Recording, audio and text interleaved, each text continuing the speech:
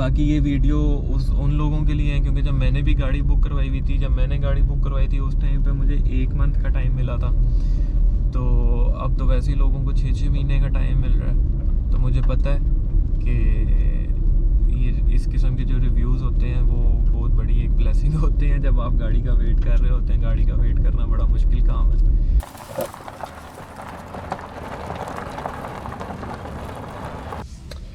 अस्सलाम वालेकुम जी, क्या हाल चाल है आप सबके। आई होप आप सब लोग बिल्कुल ठीक ठाक होंगे।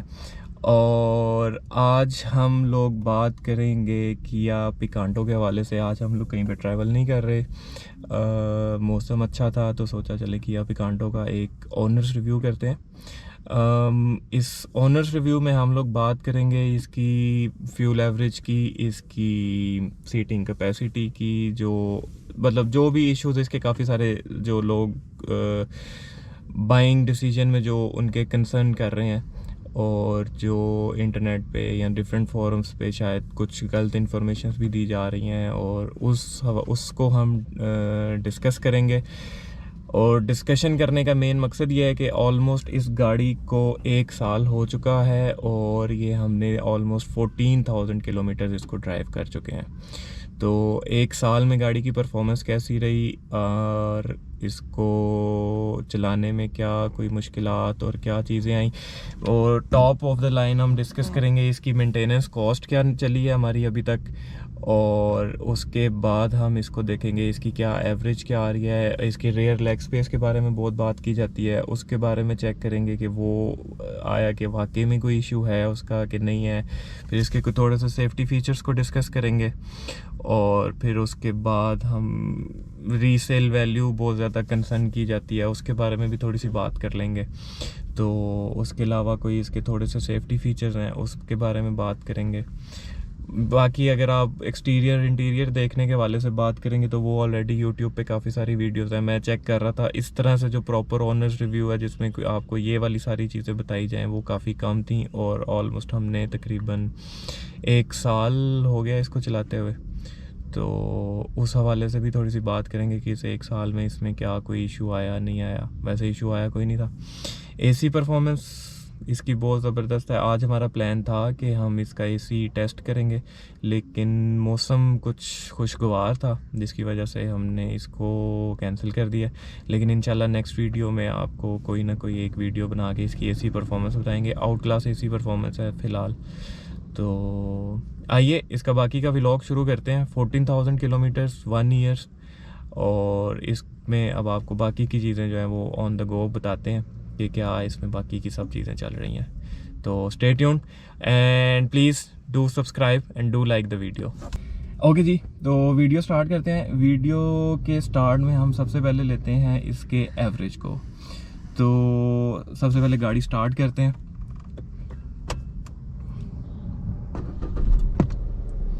गाड़ी स्टार्ट हो गई है और इसके जो हमें मीटर में इंफॉर्मेशन शो हो रही है, सबसे पहले हम एवरेज की बात करने लगे हैं। जो इसके मीटर पे इंफॉर्मेशन शो हो रही है वो इस टाइम पे बता रहा है कि 9 लीटर पर 100 किलोमीटर हम चला चुके हैं।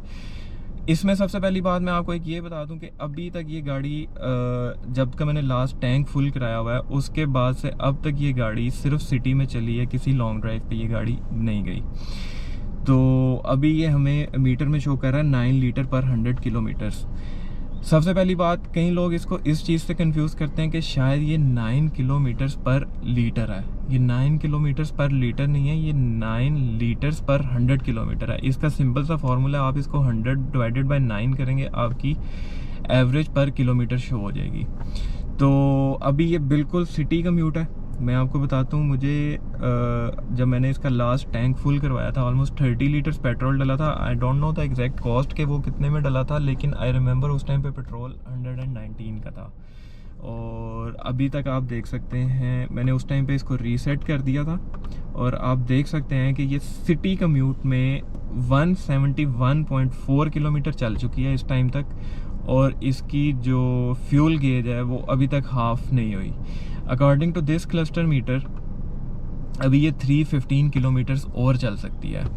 सो I think it's a pretty good average, लेकिन कुछ लोगों को कंसर्न होता है। बट आप देख सकते हैं कि हमने 171 किलोमीटर चला लिया है और अभी तक फ्यूल टैंक हाफ नहीं हुआ। और मैं आपको ये बता दूं कि इसमें ये सिटी में जितनी देर भी चली है, ये जो पीक टाइम्स होते हैं उन टाइम्स पे चली है। तो इसमें आप ऑलमोस्ट 10 से 15 मिनट की विद एसी ऑन के साथ आइडलिंग भी आप ऐड करें, तो ये एसी ऑन के साथ आइडलिंग में इसकी अभी तक जो है वो ये एवरेज आई है। तो ज़ुबानी मैं आपको नहीं बता रहा, सारी चीज़ें मैं आपको दिखा के बता रहा हूँ ताकि आप लोगों को ज़्यादा बेहतर आइडिया हो सके। तो नेक्स्ट इसकी हम करते हैं बात एसी परफॉर्मेंस की। एसी परफॉर्मेंस इसकी बहुत ही आउट क्लास है। आई डोंट थिंक कि हमने कभी इसको, अगर तो बहुत ही ज़्यादा हम सनलाइट में चला रहे हैं तो फिर इसको हमें शायद इसकी जो नंबर 2 या नंबर 3 पे चलाना पड़ता है। अगर हम इवनिंग में या अर्ली मॉर्निंग चला रहे हैं 1 इज़ इनफ। वो आपको 1 पे भी जो है समटाइम्स उसकी स्लो करनी पड़ जाती है, थ्रो को स्लो करना पड़ता है। AC is very very good. जाते हैं जी रियर लेग स्पेस के। रियर लेग स्पेस के बारे में भी हम आपको एक ट्रू एग्जांपल करके बता देते हैं।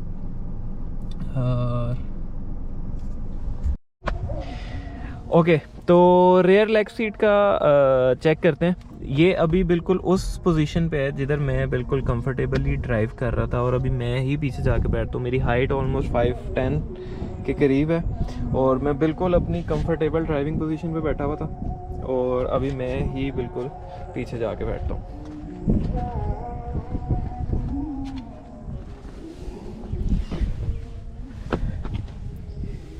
तो ये है जी लेग स्पेस। सीट इसकी काफ़ी पीछे तक आ जाती है। अगर आप इसको फुल पीछे करेंगे नो डाउट जगह तंग हो जाएगी। मैं इस टाइम अपनी कंफर्टेबल ड्राइविंग पोजीशन पे बैठा हुआ था और उस कंफर्टेबल ड्राइविंग पोजीशन पे बैठने के बाद ये मैं बैक पे 5'10" का बंदा बैठा हुआ है आपके सामने, ठीक है। अगर ये मैं सीट बिल्कुल पीछे कर दूंगा नो डाउट मैं तंग हूँगा। ये हर गाड़ी में आप तंग होते हैं। A380 जैसे जहाज़ की इकॉनमी में जब आप बैठते हैं तो वो भी आपको लेग स्पेस में तंग करता है मिलियंस ऑफ डॉलर्स का। ये 20 लाख की गाड़ी में अगर आपको थोड़ा सा कंप्रोमाइज़ करना पड़ सकता है तो उसमें बिल्कुल यही चीज़ है कि आप लेग स्पेस मेरे मुताबिक तो बिल्कुल ठीक है। एक आध दफ़ा ही मैं अपनी गाड़ी में पीछे बैठा हूँ, मुझे लॉन्ग भी पीछे बैठा हूँ एक आध दफ़ा, मुझे कभी ऐसा कोई इशू नहीं हुआ। ये आप देख सकते हैं 5'10" मेरी हाइट है। ड्राइविंग सीट फुल पीछे नहीं है, मेरी ड्राइविंग कंफर्टेबिलिटी के हिसाब से सीट जो है वो आ रही है, बिल्कुल पीछे नहीं है। बिल्कुल पीछे करेंगे तंग हो जाऊंगा। मैं आपको बिल्कुल पीछे करके भी दिखाता हूँ कि बिल्कुल पीछे करके मेरी लेग स्पेस कितनी बनती है। ये अभी मैं लेग स्पेस सीट फुल पीछे कर रहा हूँ, उसके बाद मैं आपको बताता हूँ कि मेरी पीछे कितनी स्पेस बनती है। ये लेग स्पेस है जी सीट फुल पीछे करके, और फुल पीछे करके आई गेस शायद कोई भी ना गाड़ी चला सके क्योंकि ये सीट काफ़ी पीछे तक आ जाती है। तो ये फुल पीछे तक है और अब आप देख सकते हैं डिफरेंस कितना आ गया। ये फुल पीछे तक इसकी लेग फ्रंट सीट जो है वो फुल पीछे है और ये पीछे लेग स्पेस बन गया। टाइट हो चुका हूँ मैं इस टाइम पे, लेकिन ये फुल पीछे और आई डोंट थिंक कि फुल पीछे करके कोई भी इसमें चलाता होगा। चलने लगे हाथ ये भी पता लग जाएगा कि इसकी दोनों रेयर सीट्स पे जो है वो पॉकेट्स दी गई हुई हैं और ये दोनों रियर सीट्स पे इसकी पॉकेट्स हैं। और जो स्पीकर्स हैं इसके वो बैक डोर के स्पीकर्स वर्किंग कंडीशन में। बहुत से लोग कहते हैं जी कि बैक स्पीकर्स जो हैं वो नहीं चलते, बैक स्पीकर्स भी चलते हैं। फ्रंट डोर पे स्पीकर्स नहीं है। फ्रंट डोर पे आप ऑलमोस्ट 500 ml इवन आप 1 लीटर वाली भी बॉटल रख सकते हो, लेकिन तंग करेगी। 500 ml वाली आप आराम से रख लेते हो, 1 लीटर वाली भी चलती है। जो इसके फ्रंट स्पीकर्स हैं वो इसके डैशबोर्ड में, और इसमें एक और फीचर जो है वो ये है कि इसकी पैसेंजर सीट पे आपको एक छोटी सी ट्रे मिल जाती है रखने के लिए। उसके सॉरी बारिश हुई है, गाड़ी काफ़ी गंदी नज़र आ रही है। और उसके अलावा जो है इसकी ये आपका ग्लव्स कंपार्टमेंट है। चलें जी थोड़ी सी साथ इसकी ड्राइव करते हैं, साथ साथ आपसे बात करते हैं। तो बात आपने एवरेज की कर ली है, रियर लेग स्पेस की बात कर ली है। तीसरी जो इसमें सबसे ज़्यादा एक चीज़ आती है वो आती है इसकी मेंटेनेंस कॉस्ट के हवाले से। मैंने अभी तक ये गाड़ी ऑलमोस्ट इसकी मैं 4 सर्विसेज करवा चुका हूँ। एक ये इसका सबसे बेहतर सेफ्टी फीचर है, आपने सीट बेल्ट नहीं पहनी ड्राइवर ने तो इसकी अलार्म जो है वो ऑलमोस्ट 1 मिनट तक बीप करता रहेगा। एनीहाउ, हम लोग बात कर रहे थे मेंटेनेंस कॉस्ट की। मेंटेनेंस कॉस्ट में अभी तक मैं इसको किया स्पोर्ट सिटी से ही मेंटेन करवा रहा हूँ, मैंने बाहर किसी भी मैकेनिक को नहीं दिखाया। और जो मैं इसकी ऑलमोस्ट 4 सर्विसेज करवा चुका हूँ और उसका मैं आपको ब्रेक डाउन देता हूँ सारा, उसमें उन्होंने क्या किया और क्या हुआ। उसमें जो हमारी पहली सर्विस थी वो टोटली फ्री थी। उसमें उन्होंने किया क्या था कि सिर्फ उन्होंने नट बोल्ट्स वगैरह चेक किए थे, ब्रेक पैड्स चेक किए थे और कोई मेजर उसमें उन्होंने काम नहीं था किया। उसके बाद हमारी सर्विस आई थी 5000 वाली। 5000 वाली सर्विस में जो हमारी टोटल कॉस्ट आई थी वो मैंने यहाँ पे राइट डाउन की हुई है, वो मैं आपके साथ शेयर करता हूँ। जो इसकी टोटल सेकंड सर्विस पे चार्जेस आए थे ना, वो आए थे 3811। उसमें ये सारी जो मैं आपको कॉस्टिंग बताऊँगा ये सेल टैक्स वगैरह इंक्लूड करके कॉस्ट होगी। तो 3811 जो है वो हमारी आई थी कॉस्ट टोटल, और उसमें से अगर वह ब्रेक डाउन करें तो उसमें से 2870 का जो था वो ऑयल था, 850 का जो है वो ऑयल फिल्टर था, और कोई ऑयल प्लग है जो 92 रुपीज़ का था। और जो इसमें पीरियोडिक मेंटेनेंस के नाम से एक चीज़ है वो इसमें सेकंड सर्विस में बिल्कुल फ्री थी। पीरियोडिक मेंटेनेंस में ये लोग चेक करते हैं काफ़ी सारी चीज़ें, नट बोल्ट्स वगैरह टाइट करते हैं और आपके एसी फिल्टर्स वगैरह को चेक करते हैं, और वो अगर चेंज करने की ज़रूरत हो तो चेंज करते हैं। वो आपकी कॉस्ट पे होती है, पार्ट्स के सारे की कॉस्टिंग जो है वो आपने देनी होती है। और उसके अलावा बाकी जो भी उन्होंने टायर्स वगैरह चेक किए थे और मतलब इंजन ट्यूनिंग की थी और सारी इस तरह की चीज़ें जो है वो उन्होंने की थी। उसके बाद मैंने इसकी 10,000 किलोमीटर पे तीसरी सर्विस करवाई थी, जो कि बिल्कुल भी उसमें फ्री वाली कोई भी चीज़ नहीं थी ऐड हुई भी, और उसके सारे के सारे जो पेमेंट है वो हमने खुद ही करनी थी। उसके टोटल चार्जेस जो थे वो आए थे किया स्पोर्ट सिटी से मुझे 16,216। ये जितनी भी कॉस्टिंग है मैं एक दफ़ा फिर से बता दूँ, सारी सेल टैक्स इंक्लूड करके ये सारी कॉस्टिंग है।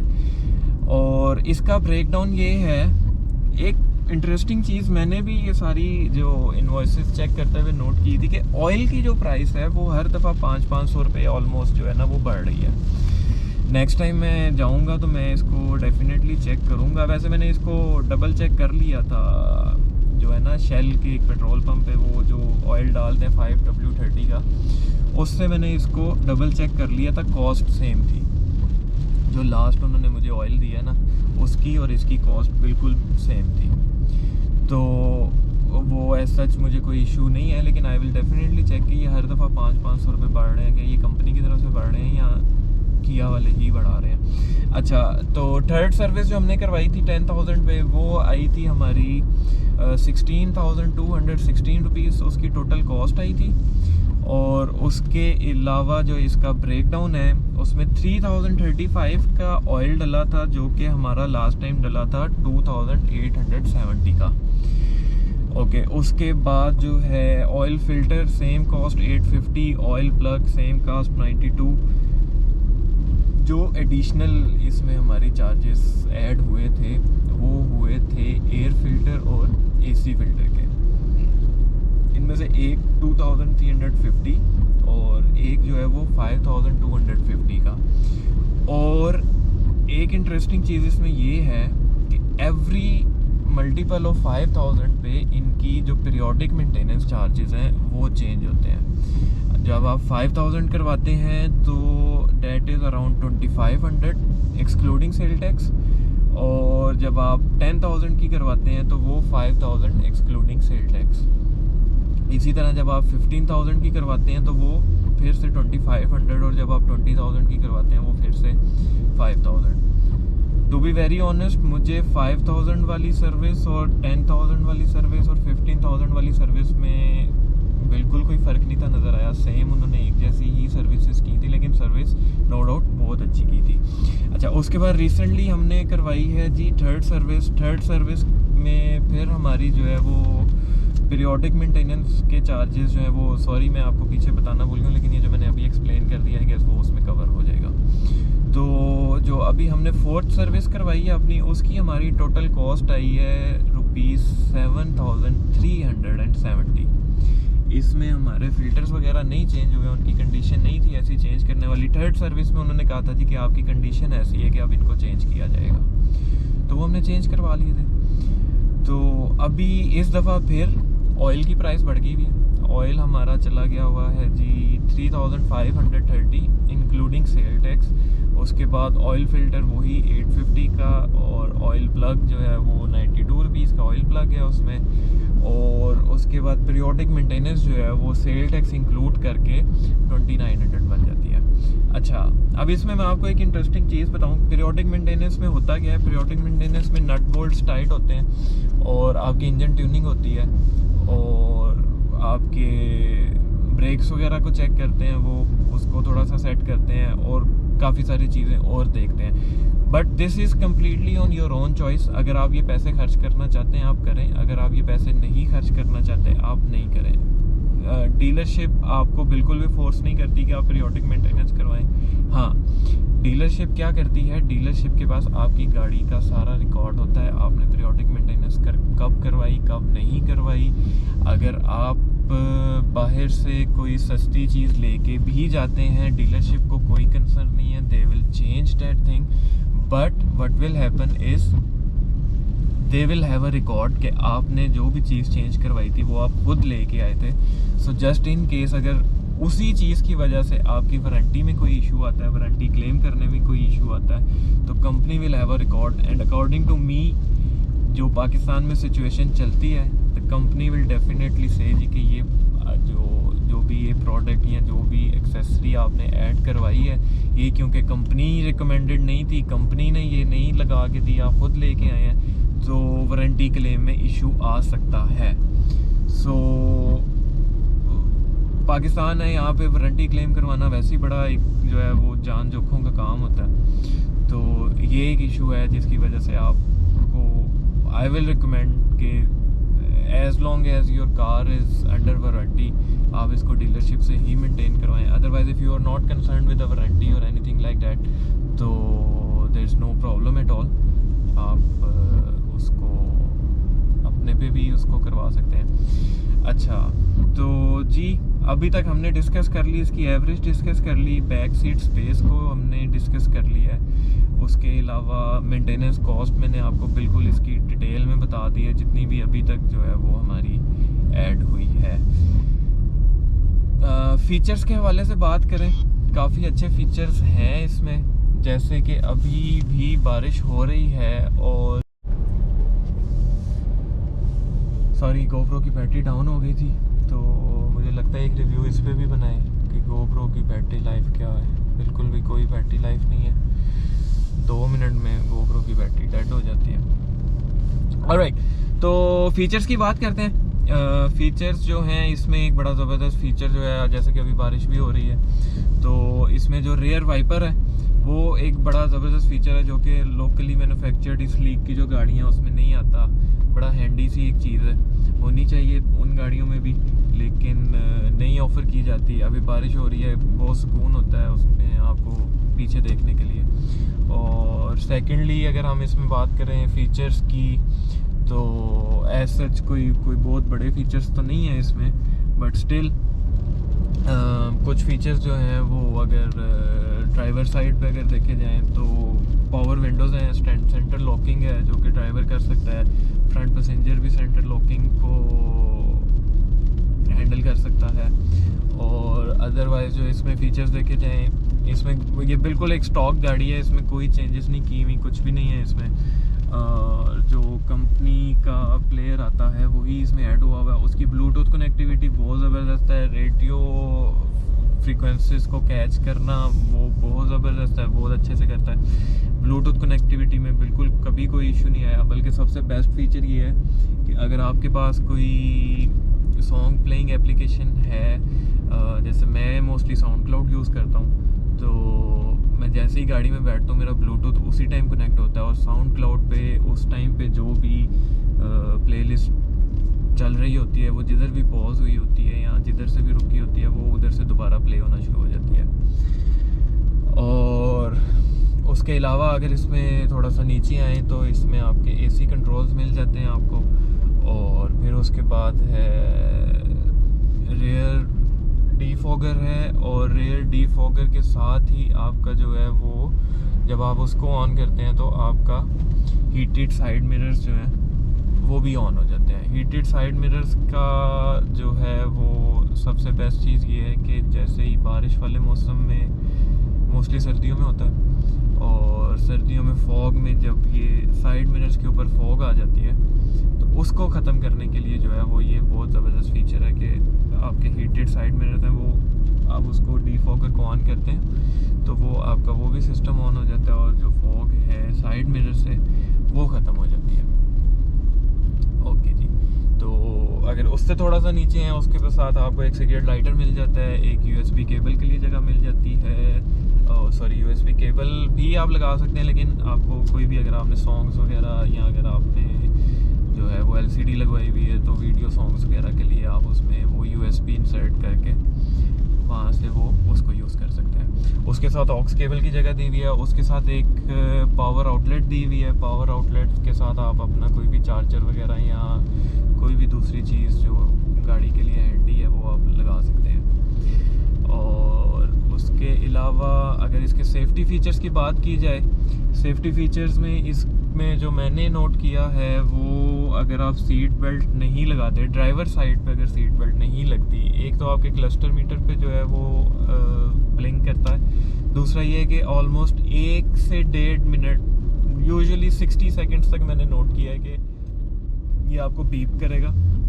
60 सेकंड्स तक जो है ना ये बीप करता रहेगा ड्राइवर साइड के लिए, अगर ड्राइवर ने बेल्ट नहीं यूज़ की हुई तो। पैसेंजर की दफ़ा ये बीप नहीं करता, सिर्फ ड्राइवर अगर बेल्ट लगा लेगा तो वो बीपिंग बंद हो जाएगी। उसके अलावा इसमें 2 एयरबैग्स आते हैं, इसमें स्टैंडर्ड्स हैं, मैनुअल में भी ऑटो में भी 2 एयरबैग्स आते हैं। और सेफ्टी फीचर्स में इसमें जो है वो ISO चाइल्ड फिक्स लॉक्स हैं। और उसके अलावा जो इसमें एक सेफ्टी फीचर है वो मैंने अभी पिछले दिनों ही डिस्कवर किया है कि इसके जो आपके रियर डोर्स हैं उसमें एक चाइल्ड लॉक है, वो आपने अपनी किसी भी स्क्रू ड्राइवर से या इवन ये जो आपकी जैक नाइफ की है उसके साथ भी आप उसको लॉक कर सकते हैं। उसका फ़ायदा ये है कि अगर आप उसको लॉक कर देते हैं तो आपकी गाड़ी का दरवाज़ा अंदर से नहीं खुलेगा, जब तक कि उसको बाहर से नहीं खोला जाएगा वो दरवाज़ा अंदर से नहीं खुलेगा। तो अच्छा सेफ्टी फीचर है, अगर बच्चे पीछे बैठे हों और कोई भी शरारत अगर वो कर रहे हों तो उससे बचा जा सकता है किसी भी होने वाले हादसे से। तो आई विल रिकमेंड कि जब भी आपकी गाड़ी में बच्चे बैठे हों आप उस लॉक को लाजमी ऑन करें ताकि बच्चे अंदर से दरवाज़ा ना खोल सकें। और उसके अलावा फ़ीचर्स में मेनली यही फ़ीचर्स हैं इसमें। और सेफ्टी फ़ीचर्स के हवाले से अगर बात की जाए तो सेकेंडली काफ़ी सारी बात की जाती है इसकी रीसेल के हवाले से। तो रीसेल के हवाले से अगर मैंने जो इन्फॉर्मेशन ली है ना, इसका आज की डेट पे भी अगर देखें तो जो कि गलत चीज़ है, प्रीमियम जो है इस टाइम इस गाड़ी पे 2 से 2.5 लाख रुपया प्रीमियम इस गाड़ी पे चल रहा है। तो रीसेल वैल्यू का आप अंदाज़ा लगा सकते हैं, इतनी बुरी रीसेल नहीं होगी जिस गाड़ी पे 2-2.5 लाख रुपया सिर्फ प्रीमियम मांगा जा रहा है। तो उसकी रीसेल वैल्यू का अंदाज़ा आप इसी बात से लगा सकते हैं। टायर्स इसमें आते हैं यूरो जनरल के और नॉट बैड। कुछ लोगों ने टायर्स चेंज किए हैं, उन्होंने कहा है कि अगर टायर चेंज कर लिए जाएं तो जो टायर की साउंड आती है आपकी कैबिन में वो काफ़ी कम हो जाती है। नो डाउट अभी इसमें टायर नॉइज़ आती है जब आप हाई स्पीड पे चला रहे होते हैं, लेकिन काफ़ी सारे लोगों ने ये कहा है कि जब उन्होंने टायर चेंज किए हैं तो उनको जो टायर नॉइज़ है वो काफ़ी कम हो गई है उनकी। तो उसके बाद अगर इसकी हैंडलिंग की बात की जाए, बहुत ज़बरदस्त हैंडलिंग है। कोई आज तक अल्हम्दुलिल्लाह काफ़ी स्पीड पे मोटरवे वगैरह पे भी चलाई है, हाईवेज़ वगैरह पे भी चलाई है, तो हैंडलिंग अल्हम्दुलिल्लाह कोई ऐसा इशू नहीं है। रोड ग्रिप बहुत ज़बरदस्त है। एक आध दफ़ा मतलब एक्सपीरियंस हुआ है रोड ग्रिप का कि यार छोटा सा कोई ऐसे इंसिडेंट होते होते तो रोड ग्रिप की वजह से ही वो मेरे ख्याल से बच गए थे। तो रोड ग्रिप बहुत ज़बरदस्त है, मैनूवरिंग ज़बरदस्त है। जो इसमें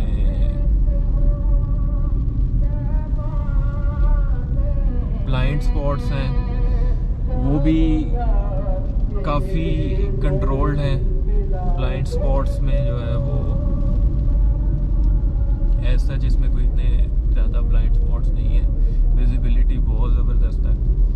हाँ, एक जो अब बात इशू इसमें अगर मैं करूं, इशू जो अभी तक सिर्फ मैंने इस गाड़ी में देखा है ना, वो मुझे जो इशू अभी तक सिर्फ ये आया है कि जब रात के टाइम की ड्राइविंग कर रही हूँ तो I have concerns with the headlights की थ्रो कम है या क्या है, I am not very sure.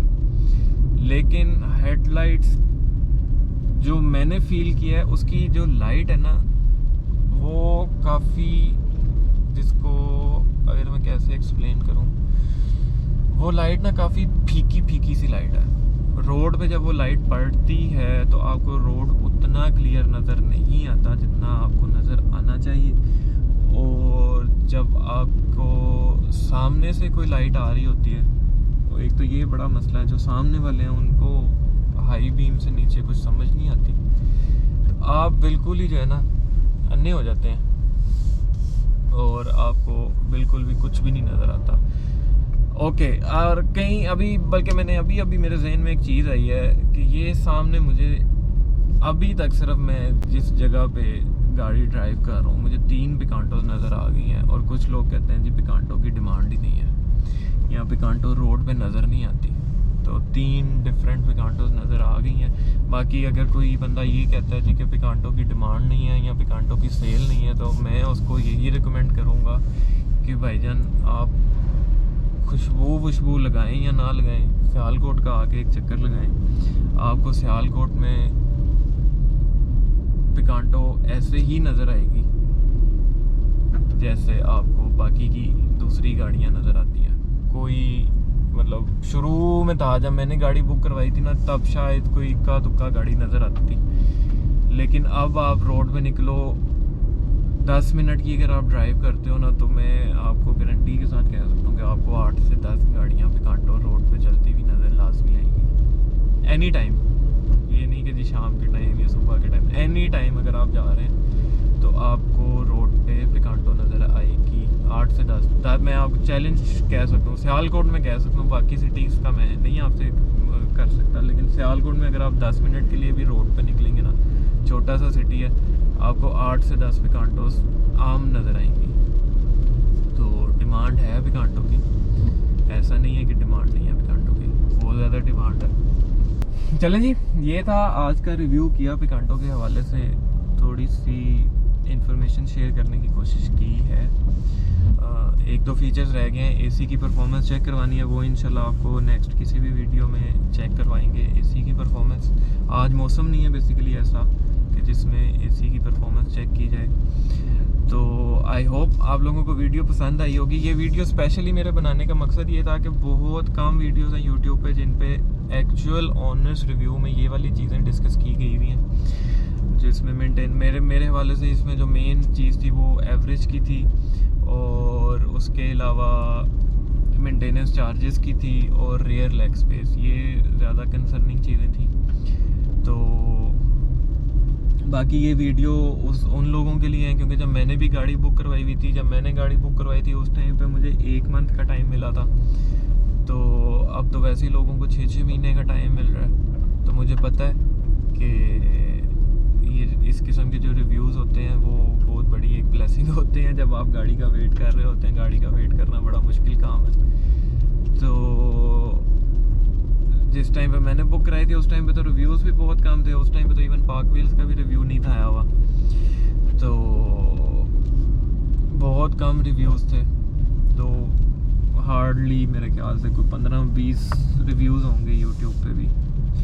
तो वो मैंने भी यही सोचा कि चलो जो लोग इंतज़ार कर रहे हैं चले उनको थोड़े से कुछ जो डाउट्स आए हुए हैं बुकिंग करवाने के बाद, डिफरेंट लोगों ने डिफरेंट किस्म की बातें फैलाई हुई हैं, वो भी उनकी थोड़ी सी जो है वो कम होएंगी। तो I hope you like the video.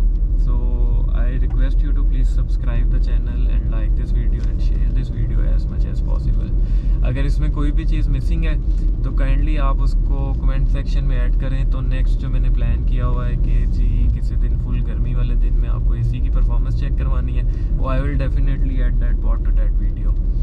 तो अभी तक के लिए इतना ही है। तो आप लोग अपना ख्याल रखिएगा। आई होप जिन लोगों के पास गाड़ी है वो इसको एंजॉय कर रहे हैं, और जो लोग वेट कर रहे हैं उनका वेट जल्दी से ख़त्म हो और वो इस चीज़ को एंजॉय करें। तो अल्लाह हाफिज़। इंशाल्लाह नेक्स्ट वीडियो में आपसे दोबारा मिलते हैं।